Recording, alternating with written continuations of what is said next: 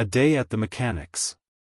Mark had been ignoring the faint rattling noise under the hood of his car for weeks, but when the engine began to misfire on his way to work, he knew it was time to visit the mechanic. As he pulled into the repair shop, the smell of motor oil and the sound of pneumatic drills filled the air. A stocky man in grease-stained overalls approached. "Morning. What seems to be the problem?" he asked. "Well," Mark began, "the engine's been acting up, there's a knocking sound near the crankshaft, and I think my timing belt might be worn out. Also, the brakes feel a bit spongy."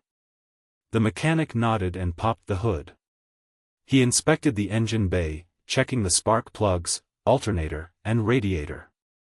"Your spark plugs are worn, the serpentine belt has some cracks, and your brake pads are almost gone," he said, wiping his hands with a rag. "The battery terminals are corroded, too, which could explain why your starter is sluggish." Mark sighed. "Sounds expensive."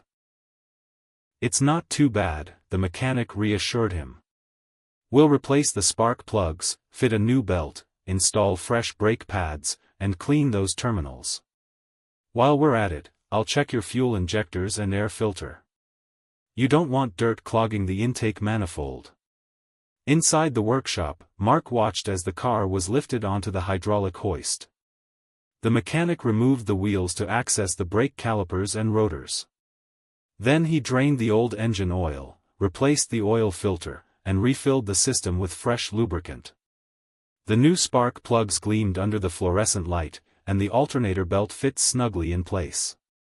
A couple of hours later, the mechanic lowered the car and tightened the lug nuts with a torque wrench. "All set," he announced. "I even topped up your coolant and checked the transmission fluid. Everything's running smoothly now." Mark started the engine. It purred without a single misfire. The steering felt tighter, the brakes more responsive, and the dashboard warning lights had disappeared.